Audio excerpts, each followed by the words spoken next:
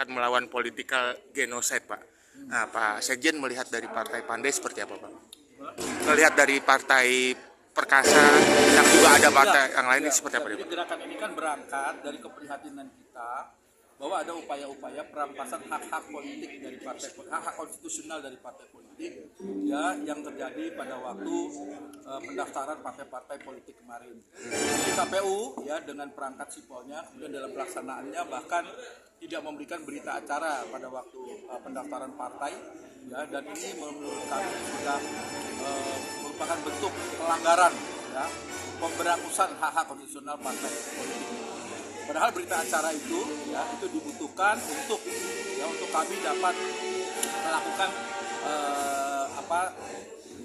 tindakan-tindakan hukum yang lainnya apabila kami dirugikan. Dan ini tidak dapat kita lakukan, kita tidak dapat melakukan upaya-upaya mendapatkan keadilan di Bawaslu karena berita acaranya tidak diberikan kepada kami oleh Ketua KPU. Padahal Ketua KPU sudah berjanji pada tanggal 16 Agustus ya ditayangkan di media bahwa untuk partai yang lengkap dan tidak lengkap akan diberikan berita acaranya. Nah ini yang tidak dilakukan, dan atas dasar itu maka kami bersama partai-partai lain melakukan satu gerakan yang namanya gerakan melawan political genocide, yaitu satu upaya untuk mendapatkan kembali hak-hak politik ya, hak-hak kedaulatan politik dari partai-partai politik untuk dapat ikut serta dalam pemilu 2024. Ada berapa partai, Pak, yang ikut, Pak? Sementara ini 6 partai yang ikut dan yang lain akan menyusul. Oke, Pak, ini kan tadi terkaitnya ke arah ke KPU, Pak. Bagaimana responnya terhadap Bawaslu-nya sendiri, Pak? Gini, KPU, Bawaslu, terus jadi gini, upaya-upaya hukum yang kita lakukan antara lain ke Bawaslu, ke DKPP, ke PT UN, ke Mahkamah Agung, ya, dan juga nanti terakhir ke Mahkamah Konstitusi.